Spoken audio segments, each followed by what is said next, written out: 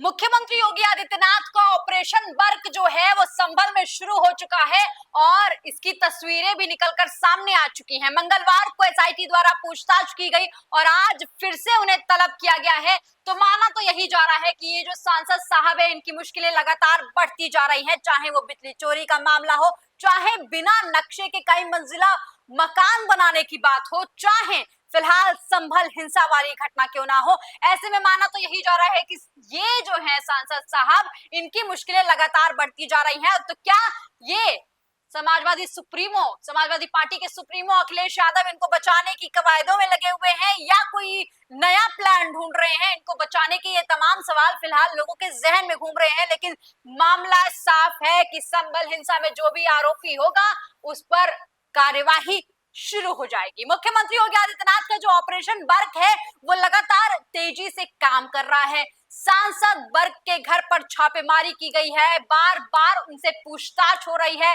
संभल हिंसा के बाद से सीएम योगी का जो एक्शन प्लान है वो आपको जमीनी स्तर पर दिखाई दे रहा होगा। संभल की जो पुलिस है वो बड़े एक्शन की तैयारी में है, लेकिन लोग सवाल पूछ रहे हैं कि क्या सांसद साहब को जेल जाना पड़ेगा? ये एक बड़ा सवाल है। लोग तो ये भी पूछ रहे हैं कि अगर ये जेल जाते हैं तो जेल में सांसद जी का क्या कुछ होगा। नमस्कार, आप देख रहे हैं जेएनपी इंडिया, हर खबर भरोसे के साथ।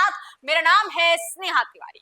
एक तरफ मुख्यमंत्री योगी आदित्यनाथ संभल हिंसा के बाद से मिशन तीर्थ स्थलों को आगे बढ़ाने के लिए जुटे हुए हैं। इस बार उनका जो मकसद है वो क्लियर है, वो साफ है कि इस बार किसी को बख्शा नहीं जाएगा। संभल सर्वे के दौरान, जामा मस्जिद में हुए सर्वे के दौरान जिस तरीके की हिंसा भड़काई गई थी, उसके बाद से मुख्यमंत्री योगी आदित्यनाथ ताबड़तोड़ एक्शन में लगे हुए हैं। मुख्यमंत्री योगी आदित्यनाथ का मकसद क्लियर है कि संभल जामा मस्जिद में घटी हिंसा में जो भी आरोपी होगा उस पर तगड़ा एक्शन लिया जाएगा। इसके पहले संभल में जामा मस्जिद के जो सदर हैं जफर अली, उनकी भी गिरफ्तारी की गई थी और अब ऑपरेशन वर्क शुरू कर दिया गया है। उनसे भी लगातार पूछताछ की जा रही है। कुछ दिन पहले संभल पुलिस ने सांसद साहब के घर पर पहुंचकर दबिश दी थी। बार बार सांसद जी को पूछताछ के लिए बुलाया जा रहा है। अटकलें तेज हैं कि सांसद साहब फंसने वाले हैं। मुख्यमंत्री योगी आदित्यनाथ ने साफ कर दिया है कि किसी को भी संभल हिंसा के मामले में बख्शा नहीं जाएगा, चाहे वो सदर हो या हो सांसद। फिलहाल खबर यह है कि उत्तर प्रदेश के संभल से समाजवादी पार्टी सांसद जियाउर रहमान बर्क और एसपी विधायक इकबाल मलिक के बेटे शोएब इकबाल आज संभल हिंसा के मामले में पूछताछ के लिए न्यायिक आयोग के सामने पेश होंगे। न्यायिक आयोग ने हिंसा के आरोपी सांसद बर्क और विधायक के बेटे को पूछताछ के लिए लखनऊ में आयोग के दफ्तर में तलब करने को कहा है।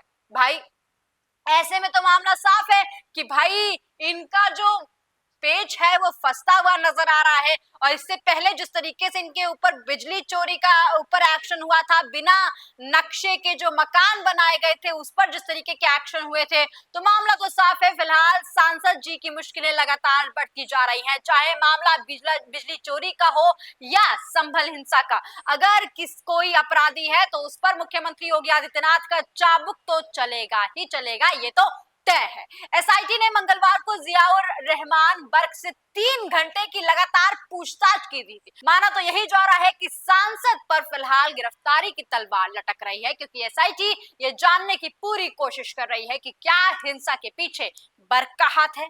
उन पर संभल की जामा मस्जिद हिंसा में शामिल होने की संभावना का आरोप है।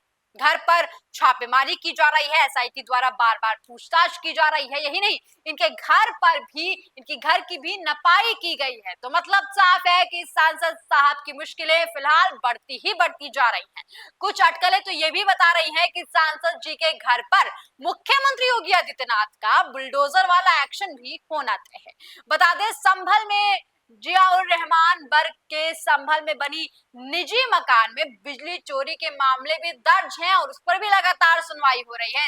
इसके अलावा इनके खिलाफ बिना नक्शे के कई मंजिला मकान बनाने और जमीन कब्जा का भी मामला दर्ज है। तो ऐसे में सपा सांसद कई आरोपों में घिरे हुए हैं। अब तक उनकी गिरफ्तारी नहीं हुई है, लेकिन उनके खिलाफ ऐसा ही माहौल तैयार किया जा रहा है कि कभी भी कोई भी बड़ा एक्शन हो सकता है, कभी भी इन्हें जेल में जाना पड़ सकता है, कभी भी कुछ भी हो सकता है।